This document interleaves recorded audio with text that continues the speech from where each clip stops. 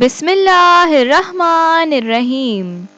सातक़ैन education services. Assalamualaikum my dear students of class 3. How are you all? I hope you all are fine and doing well by the grace of Allah. I am your English teacher. Okay students, so first of all take out your English language worksheet. First of all write here your name. Okay, so students, you have to complete this worksheet under the supervision of your parents. आपको अपने parents के supervision में ये worksheet जो है वो complete करनी है. I am just explaining this worksheet to make it easy for you to complete this worksheet. मैं जस्ट इसे आपके लिए एक्सप्लेन कर रही हूँ इस वर्कशीट को, ताकि आपके लिए इसे कंप्लीट करना, इसे सॉल्व करना बहुत ही ईजी हो जाए. So first of all, look at the question number 1.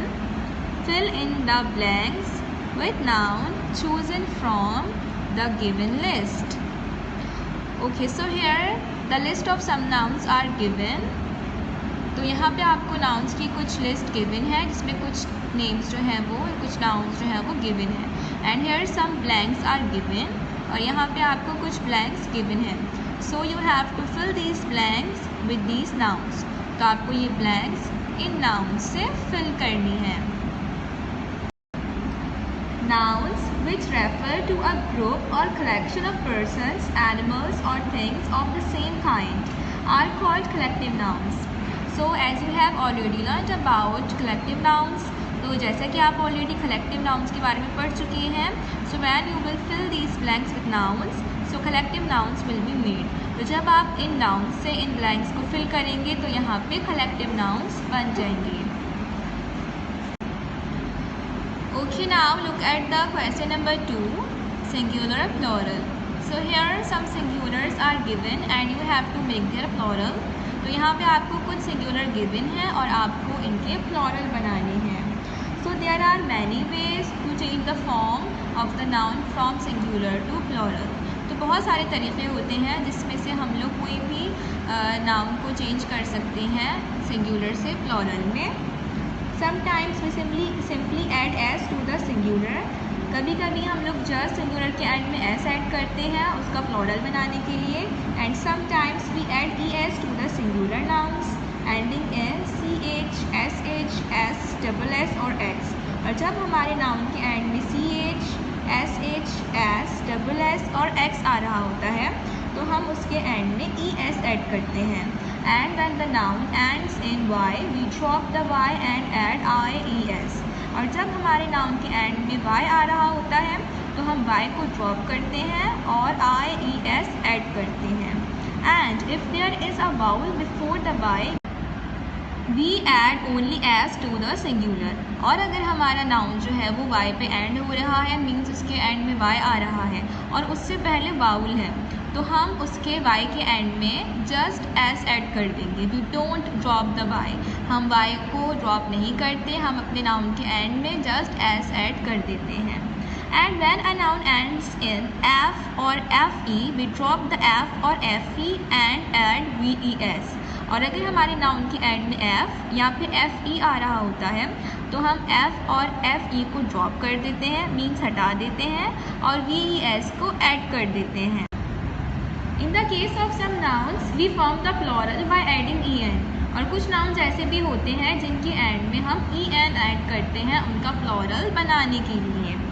And some nouns form their plurals a little differently. और कुछ नाउन्स ऐसे होते हैं जिनका प्लूरल बनाते हुए हम कुछ थोड़ा सा डिफरेंट करते हैं. Like we change the spelling of the nouns to make their plural. कुछ नाउन्स ऐसे होते हैं जिनका प्लूरल बनाने के लिए हमें उनकी थोड़ी सी स्पेलिंग को चेंज करना पड़ता है. So here you have to see the noun, then you have to think that what you have to do with the noun to make their plural. तो अब आपको इन नाउन्स को देखना है और सोचना है कि आपको क्या करना होगा इनका प्लूरल बनाने के लिए. I have explain you and now you have to complete this by yourself. मैंने आपको एक्सप्लेन कर दिया है एंड आपको ये खुद से कंप्लीट करना है. You have to make the plurals by yourself. आपको खुद से प्लूरल्स बनाने हैं. Okay, now look at the question number 3. Fill in the blanks with suitable pronouns. Okay, so now here some sentences are given and in each sentence a blank is also given and you have to fill the blank with suitable pronoun. तो यहाँ पे आपको कुछ sentences given है और हर एक sentence में आपको एक ब्लैंक गिवन है और आपको उस ब्लैंक को सुइटेबल प्रोनाउन से फिल करना है.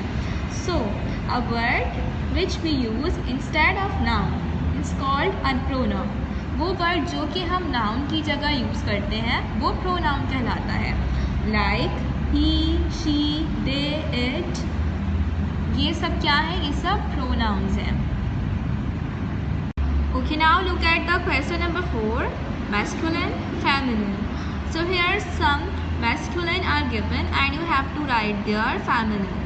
तो यहाँ पे आपको कुछ masculine given है और आपको उनके feminine जो है वो लिखने हैं.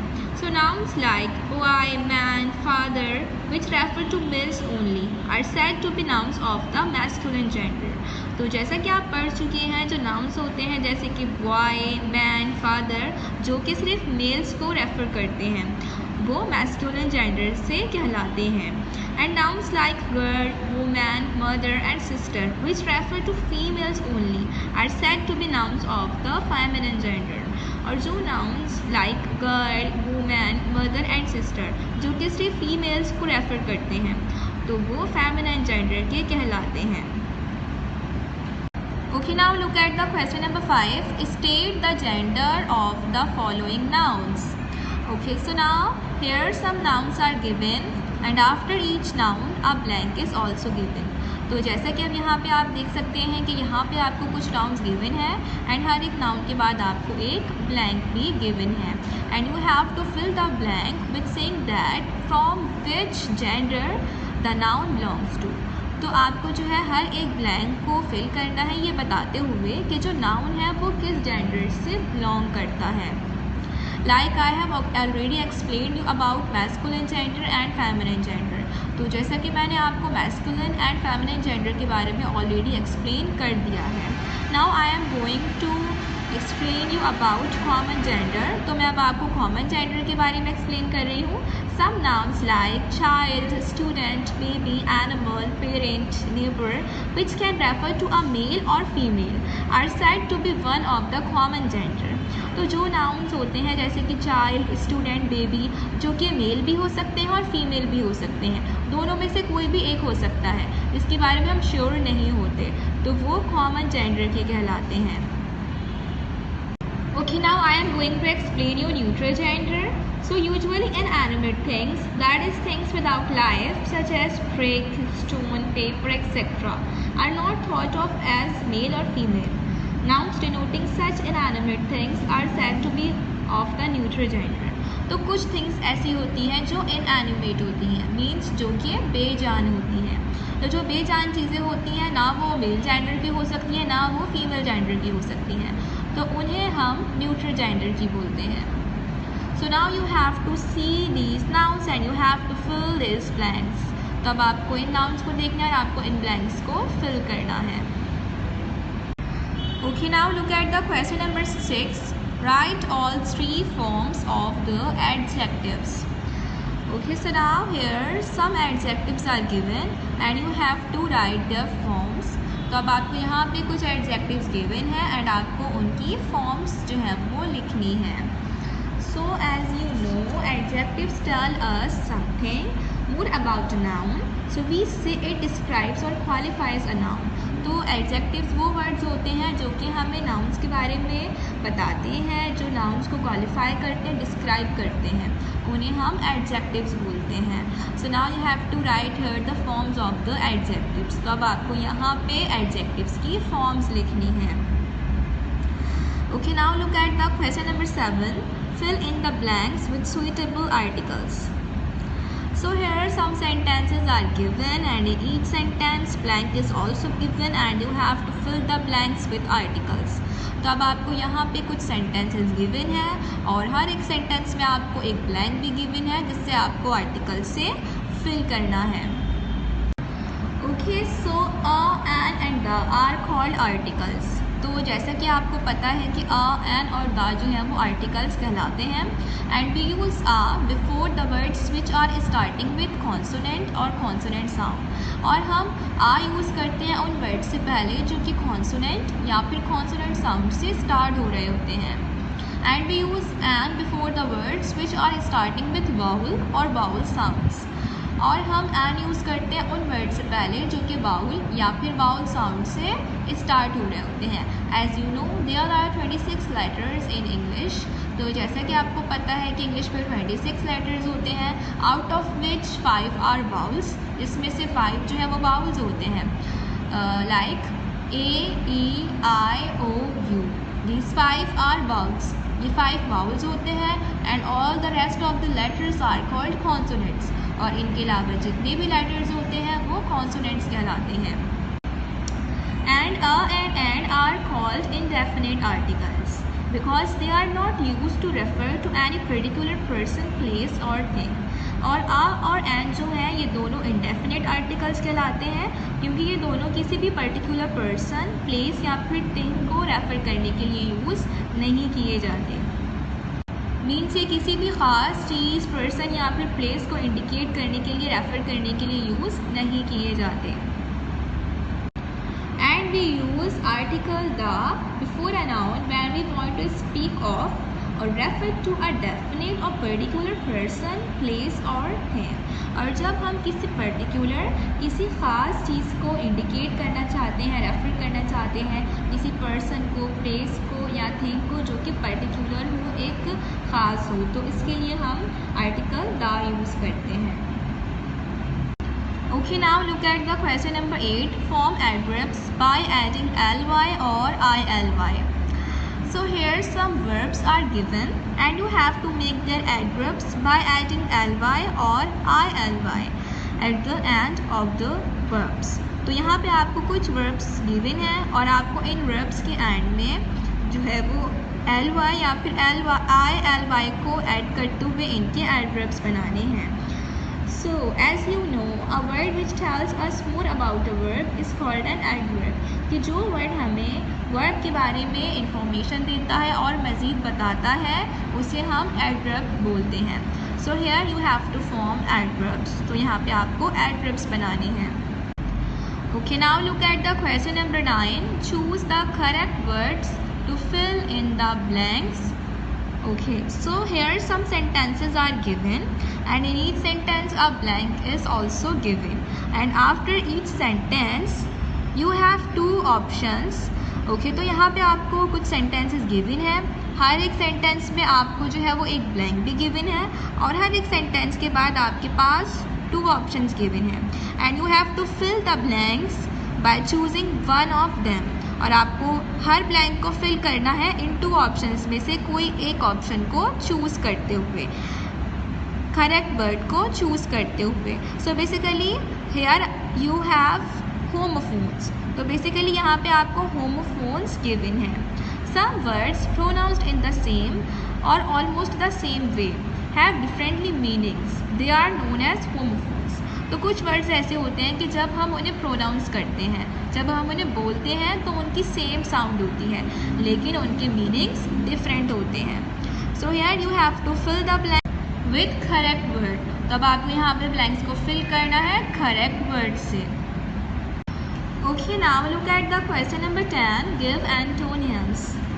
So here some words are given and you have to write their antonyms. तो यहाँ पे आपको कुछ words given हैं and आपको उनके antonyms लिखने हैं. So a word which is opposite in meaning to another word is known as its antonym.